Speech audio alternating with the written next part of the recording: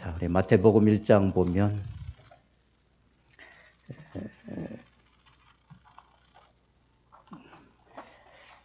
족보가 기술되어 있죠. 여러분, 이 마태복음 1장 보면 무엇이 혹시 보이나요? 예? 낳고. 예. 여러분, 마태복음 1장 보면, 그쵸. 낳고도 보이고, 구약이 보이지 않습니까? 그렇죠? 예, 구약이 보이죠. 여기서 구약이 안 보인다 하시는 분들은 각성해야 됩니다. 구약이 보이죠. 자, 또 뭐가 보입니까?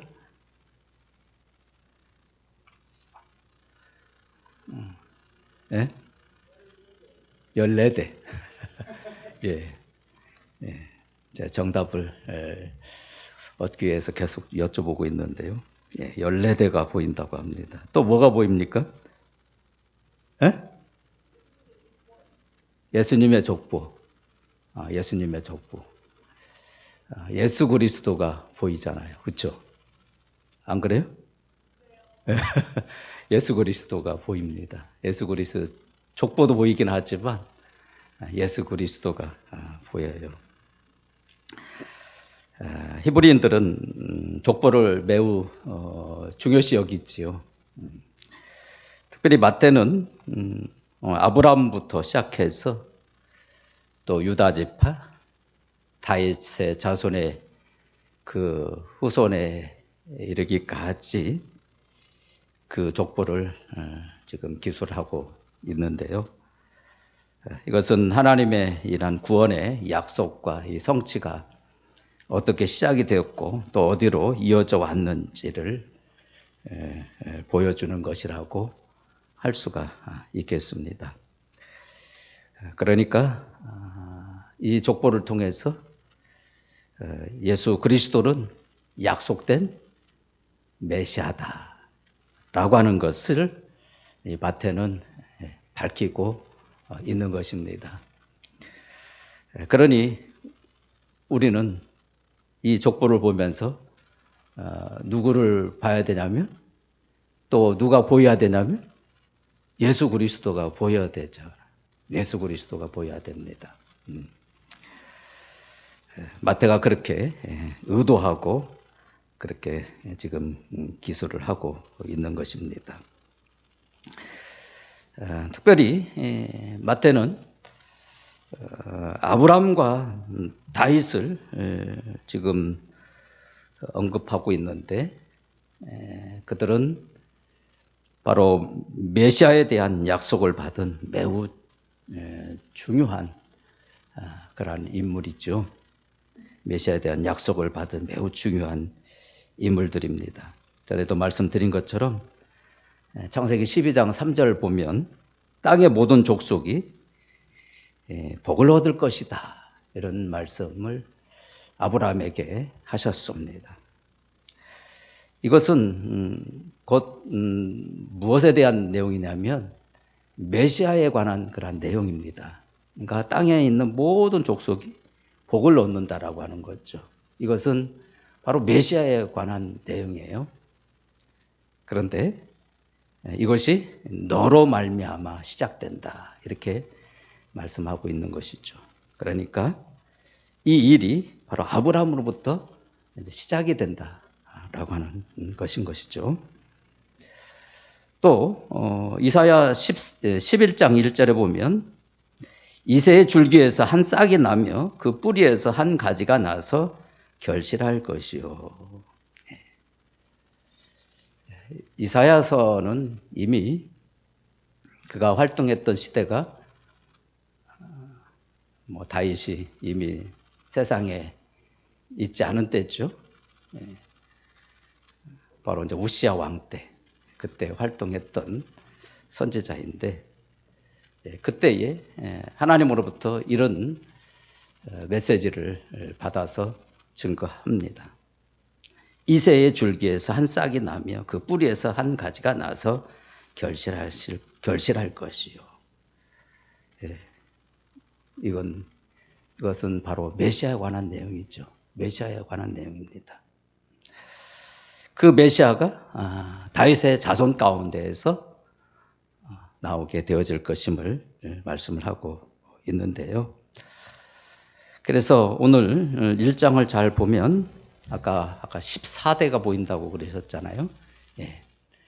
특별히 마태는 아브라함보다도 예수님을 다윗의 자손으로 또 다윗의 자손 가운데에 오실 그러한 메시아로 더 강조하고 있는 것을 볼 수가 있습니다. 지난번에 말씀드린 것처럼 1절에서 우선 아브라함보다 다윗을 먼저 언급을 하고 있는 것이 첫 번째 이유이고, 두 번째 이유는 아브라함부터 다윗까지 17절에 보면 14대, 또 다윗부터 바벨론으로 사로잡혀갈 때까지 14대, 그리고 바벨론으로 사로잡혀간 후부터 그리스도까지 14대, 이렇게 지금 서술하고 있는데요. 그런데 사실 14대가 훨씬 더 넘습니다, 사실.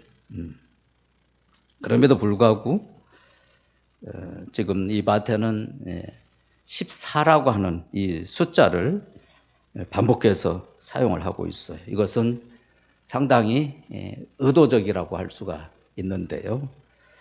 그 이유가 뭐냐면 바로 이 14라고 하는 이 숫자는 바로 다윗의 그 이름에서 나온 그런 숫자라고 볼 수가 있겠습니다.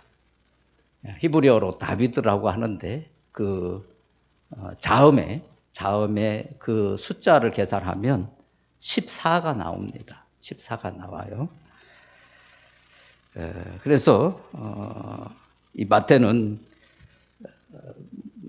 세어보면 14대가 훨씬 넘고 또 빠진 부분들도 있고, 그런데 어찌됐건 이 14라는 숫자를 사용함으로 인해서 예수님이 바로 다윗의 그 자손 가운데에 오시는 그런 메시아다라고 하는 것을 지금 강조하고 있는 것이지요.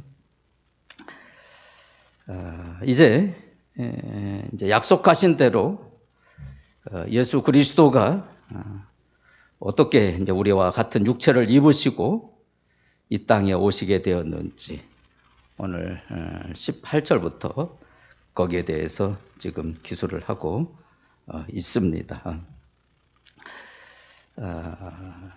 특별히 우리가 예수님이 이제 다윗의 자손이다 이런 표현을 이제 복음서에서 종종 이제 보게 되어집니다. 당시 유대인들도 그렇게 또 인식을 하고 있었고요. 그런데 아마 오늘 본문도 보면 아시겠지만 여러분, 예수님이 엄밀한 의미에서 보면 다윗의 자손이라고 할 수가 없습니다. 왜 그럴까요? 예수님은 성령으로 잉태되었기 때문에 그래요. 다윗의 자손이라고 할 수가 없죠, 사실. 혈통적으로는 다윗의 자손이 사실 아닌 겁니다. 아닌 겁니다. 그래서 예수님이 다윗의 자손이라고 하는 것은 혈통적인 의미로 말하는 것이 아니고 그것은 언약적이고 영적인 의미에서 다윗의 자손이라고 그렇게 부르는데요. 그런데 이것은 이미 바벨론 포로 이전에 포로가 되기 얼마 전부터 예수님이 다윗의 자손 가운데에 오실 것임을, 또 메시아로 오실 것임을 말씀을 하고 계십니다. 아까도 이사야 11장에서도 우리가 아까 보았던 그 내용 그대로, 또 그 외에도 뭐 예레미야나 또 다른 선지서를 보면 바로 다윗의 자손 가운데에 메시아가 오실 것임을 예언되어 있습니다. 그래서 그때부터 유대인들은 메시아가 오게 되면 바로 이 다윗의 자손 가운데에 오실 것을 그렇게 인식을 하고 또 이해를 했던 것이지요. 그래서 메시아는 다윗의 자손 가운데 오신다. 그렇게 그들은 이제 이해를 하고, 그래서 복음서를 보면 예수님을 다윗의 자손이여라고 그렇게 부르기도 합니다. 다시 말씀드리면 예수님을 바로 메시아로 그렇게 인식을 하고 있다라고 하는 것입니다. 자, 여튼 오늘 18절부터 보면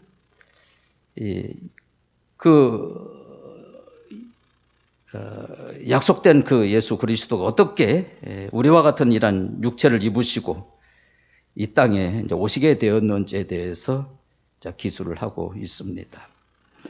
자, 18절 한번 보시면, 자, 그의 어머니 마리아가 요셉과 약혼하고 동거하기 전에 성령으로 잉태된 것이 나타났더니 라고 그렇게 말하고 있습니다.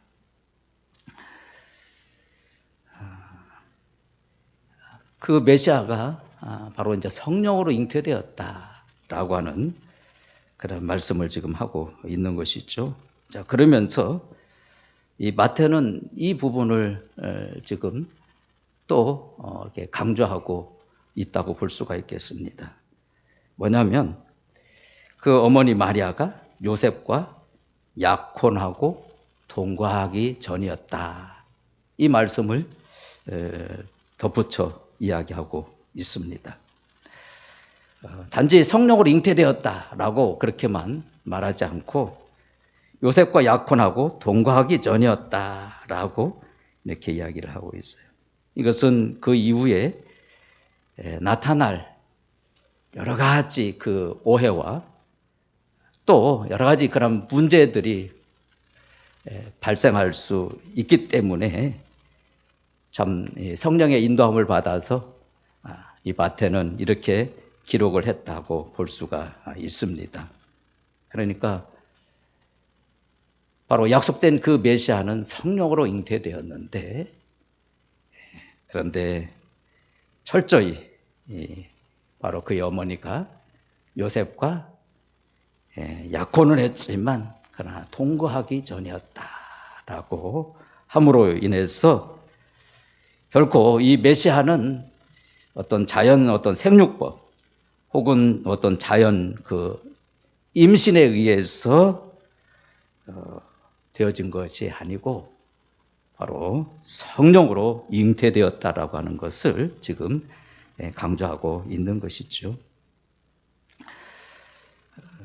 그래서 오늘 지금 요셉에게 나타나 지금 마리아가 성령으로 잉태된 이 사실을 다시 한번 알려주고 있는데요. 우리가 잘 알다시피 예수님의 그 잉태는 가장 먼저 그 마리아에게 고지가 된 것을 우리 누가복음 1장에 보면 알 수가 있습니다. 그래서 누가복음 1장 26절 이하에 보게 되었지만 사가랴와 엘리사벳, 즉 엘리사벳이 임신하고 6개월째 되던 해에 6개월째 되는 그 날에 가브리엘 천사가 마리아에게 와서 그가 바로 예수 그리스도를 잉태할 것을 말씀을 하고 있죠. 그리고 참 성탄절 때 그때 말씀드렸나요? 그때 누가복음 1장 그를 보면 그 이야기를 들은 이 마리아, 그가 곧바로 어디로 가게 됐냐면 바로 자기 친척인 이 엘리사벳 집으로 가서 특별히 그 엘리사벳이 임신한 것에 대해서 축하하고 문안을 하게 되어집니다. 그때에 이제 뜻밖의 인사를 받게 되어지죠. 마리아가. 그래서 거기서 3개월을 머물게 되어지는데 이미 엘리사벳 그 유대 그 산골로 가는 그 과정에서 그냥 잉태했는지 그건 정확히 시점은 알 수는 없지만 그러나 엘리사벳이 그 마리아에게 그 태아의 안에 있는 그 아이를 향해서 내 주라고 그렇게 표현하고 있는 것을 보면 바로 그때의 마리아에게는 성령으로 잉태가 되어진 것이죠. 그리고 거기서 3개월을 머물어요. 참 이것이 왜 이제 중요하냐면 지금 결코 약혼을 했지만 지금 동거하기 전이에요. 참 나사렛에 마리아가 계속 머물러 있었다고 한다면 이런 오해를 많이 받을 수 있었을 겁니다. 그런데 참 놀랍게 이런 오해들을 가능한 한 줄이기 위해서 이 마리아는 그곳에 나사렛에 머물지 아니하고 유대 산지로 가게 됩니다. 엘리사벳. 그리고 거기서 3개월을 머물지요.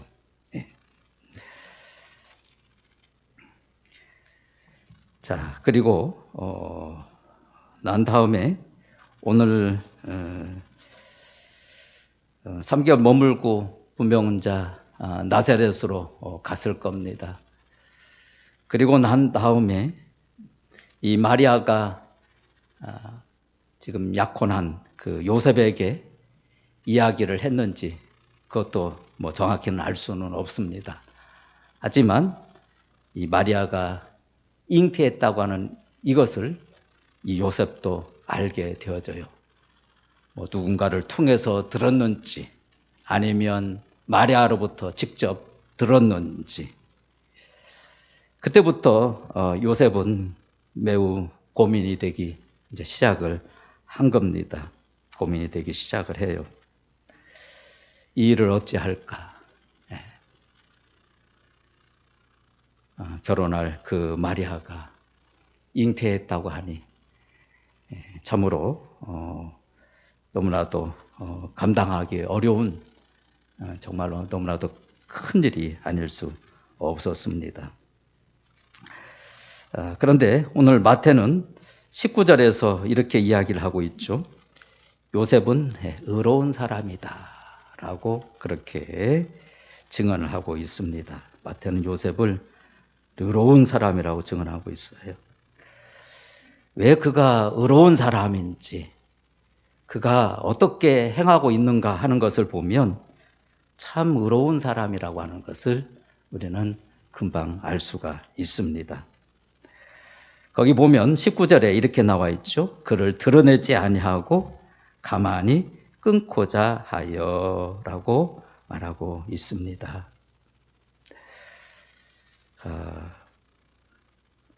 여러분 사실 약혼은 원래 이 거룩을 의미하는 그 단어에서 사실 파생되었어요. 그래서 여자가 한 남자를 위하여 특별하게 분리되어 있는 그런 상태를 의미합니다. 그러니까 물론 약혼도 법적인 어떤 그런 결혼의 어떤 그런 효력을 가지고는 있지만 그러나 결혼 전 이 약혼 또한 철저히 남자를 위해서 어떤 정조 이런 것들을 잘 지켜야 돼요. 그러지 않고 경우는 그야말로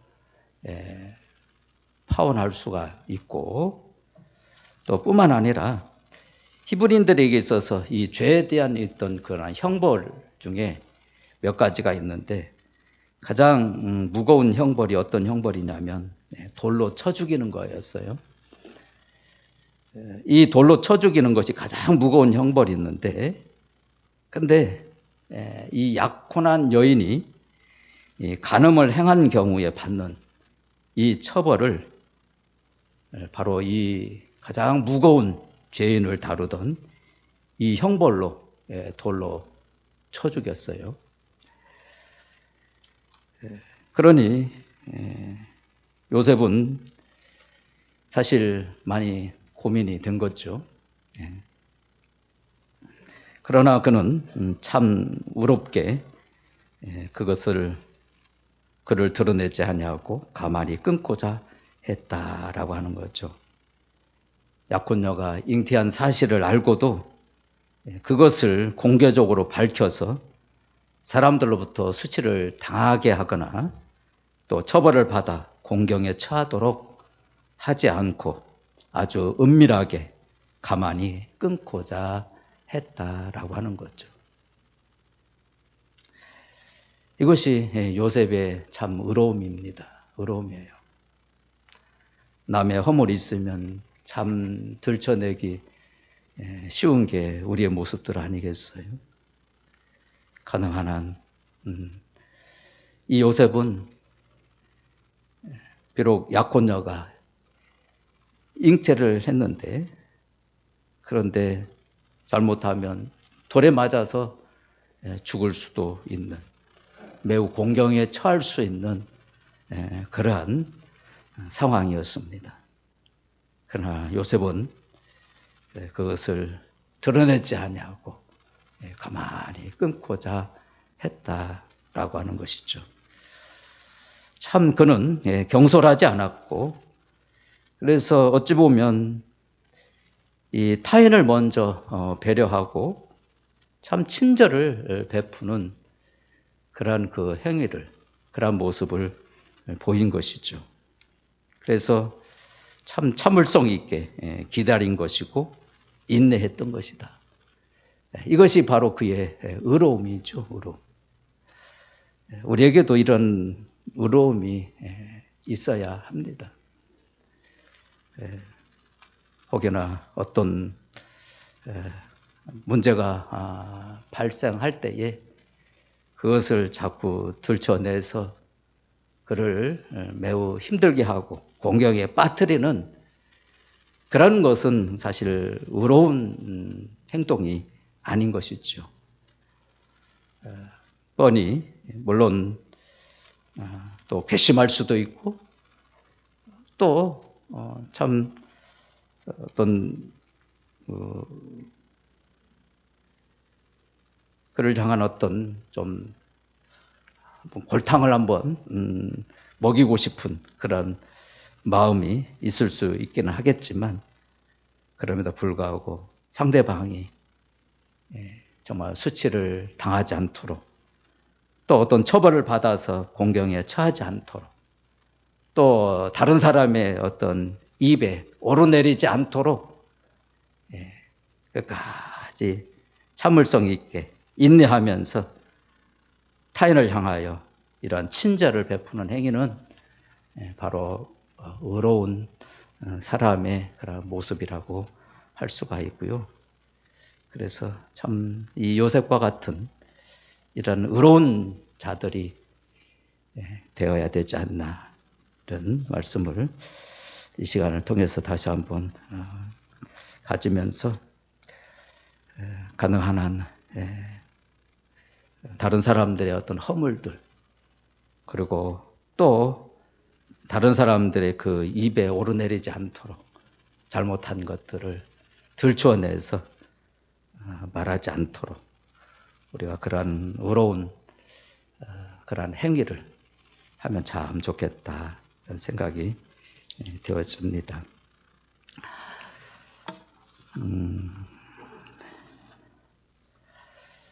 자, 그리고 자, 24절 한번 보시면 참 우리가 요셉에게서 볼 수 있는 게 하나 뭐냐면 그 꿈을 통해서 가브리엘 전사가 아마 분명히 말씀하셨을 거예요. 그 아들은 바로 예수, 곧 자기 백성을 그들의 죄에서 구원할 자라고 말씀을 하시죠. 그래서 꿈에 깨어나서 24절에 보면 요셉이 어떻게 하죠? 주의 사자의 분부대로 행하여 그의 아내를 데려왔다라고 해요. 그의 아내를 데려왔다라고 하는 건 뭐예요? 그 아내를 지금 보호하고 있는 거예요. 그냥 내버려 두면 소문이 퍼져서 저 여인은 다른 남자와 잠자리에서 아이를 가진 그러한 자라 해서 많은 사람들이 그를 끌어내서 돌로 쳐 죽일 수 있는 그런 상황이거든요. 그런데 요셉은 여러 가지 온갖 비난을 감수하죠. 요셉은 자기가 다 그런 비난을 받을 것을 감수하면서 이 마리아 여인을 데리고 와요. 얼마나 의롭습니까? 그렇죠? 얼마나 의로워요. 그래서 이 마리아를 보호해 주는 거예요. 보호해줘요. 돌에 맞아서 죽지 않도록. 그리고 또 25절 참 놀랍죠? 아들을 낳기까지 동침하지 아니하였다. 이 아이는 성령으로 잉태되었기 때문에 결코 마리아를 데리고 온 이후에도 같이 잠자리를 같이 하지 아니하는.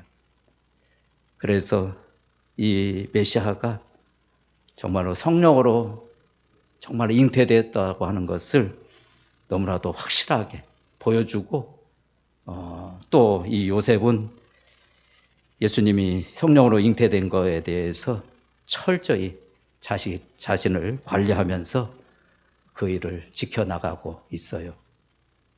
이건 참 대단한 것이죠. 그럼에도 불구하고 훗날에 여튼 여러 가지 오해도 있고요.